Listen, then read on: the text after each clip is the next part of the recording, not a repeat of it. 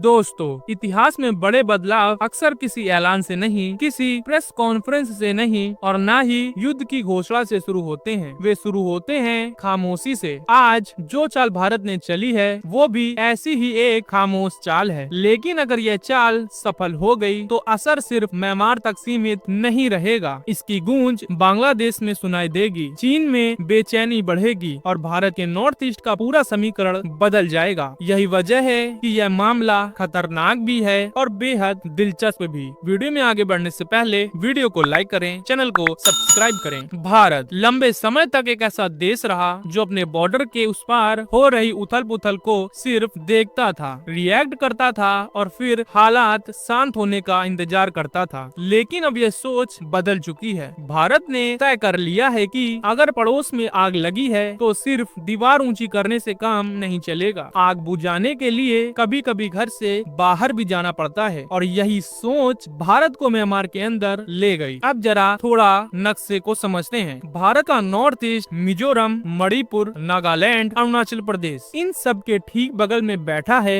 Myanmar. करीब 1643 kilometre लंबी खुली सीमा, जंगल, पहाड़, नदियाँ, गाँव। यहाँ बॉर्डर दीवारों से नहीं रिसों से बना है। बहुत कम लोग जानते हैं कि म्यांमार, जिसे पहले बर्मा कहा जाता था, कभी भारत का ही हिस्सा हुआ करता था। 1824 में ब्रिटिश हुकूमत ने म्यांमार को ब्रिटिश इंडिया के प्रशासन में जोड़ दिया। करीब 112 साल तक म्यांमार और भारत एक ही सिस्टम का हिस्सा रहे। 1937 में म्यांमार को अलग किया गया और 1948 में वह एक आजाद देश बना। इसी इतिहास की वजह से आज भी बॉर्डर के दोनों तरफ रहने वाले लोग एक जैसे दिखते हैं, एक जैसी बोली बोलते हैं, खाना पीना, रीति रिवाज, पूजा पाठ, सब कुछ काफी हद तक मिलता जुलता है। यही कारण है कि भारत म्यांमार सीमा पर करीब 15 वैध बॉर्डर क्रॉसिंग पॉइंट्स हैं। लोग आते जाते रहते हैं, रिश्ते बने रहते हैं। लेकिन 2021 के बाद सब कुछ बदल गया। 2021 में म्यांमार की सेना ने तकापलट कर दिया। उस एक फैसले ने पूरे देश को अंदर से तोड़ दिया। आज म्यांमार एक देश नहीं बल्कि कई हिस्सों में बटी एक जमीन का टुकड़ा है। अलग अलग जातीय गुट, अलग अलग रिबेल संगठन,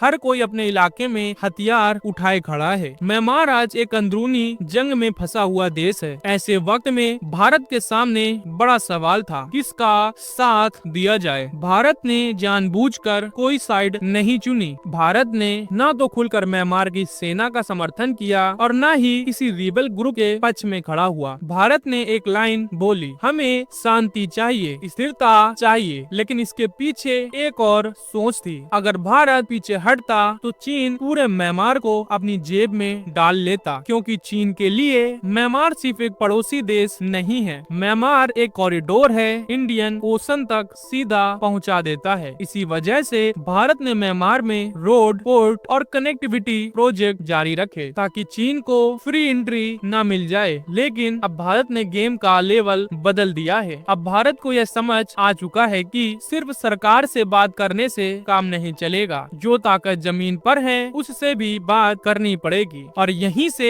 खबर का सबसे संवेदनशील हिस्सा शुरू होता है। नाम सुनकर भ्रम हो सकता है, लेकिन यह लोग बाहर से आए हुए नहीं है। ये वही समुदाय है जो म्यांमार के पश्चिमी इलाकों और भारत के मिजोरम में बड़ी संख्या में रहते हैं। जातीय तौर पर ये कुकी और मिजो समुदाय से जुड़े हुए हैं। इनका एक बड़ा संगठन है चिन नेशनल आर्मी। इनकी मांग सीधी है, पहचान, सुरक्षा और अधिकार। म्यांमार की सेना से इनका टकराव कई सालों से चला आ रहा है। भारत की सुरक्षा एजेंसियों ने एक बात बहुत साफ समझ ली, अगर इन रिबेल्स को अपने पक्ष में कर लिया जाए तो नॉर्थ ईस्ट की सुरक्षा मजबूत होगी, म्यांमार के अंदर भारत की पकड़ बढ़ेगी और चीन का खेल बिगड़ जाएगा। इसी सोच के तहत भारत ने एक ऐसा कदम उठाया जो पहले कभी खुलकर नहीं उठाया गया था। हाल ही में मिजोरम के एक सांसद पैदल बॉर्डर पार करके म्यांमार के विक्टोरिया इलाके पहुंचे। वहां उनकी मुलाकात हुई चीन नेताओं से। यह कोई निजी दौरा नहीं था, यह भारत की नई स्ट्रेटजी का हिस्सा था। इस बातचीत में रिबेल्स के सामने दो रास्ते साफ रखे गए। पहला रास्ता, भारत के साथ आओ, सहयोग करो, स्थिरता का हिस्सा बनो। दूसरा रास्ता, अकेले रहो और म्यांमार की सेना से लड़ते रहो। मिजोरम के मुख्यमंत्री ने इस बातचीत को खुला समर्थन दिया और इसकी वजह भी साफ है। मिजोरम में पहले से ही हजारों चीन शरणार्थी रह रहे हैं। वहाँ इनके लिए सहानुभूति है, अपनापन है। अब जरा थोड़ा नजर डालिए, नॉर्थ ईस्ट में पहले से ही पहचान को लेकर कई हलचलें चल रही है। त्रिपुरा में ग्रेटर त्रिपुरा की बात, मिजोरम में ग्रेटर मिजोरम का सपना, मणिपुर में कुकीलैंड की मांग और चकमा समुदाय के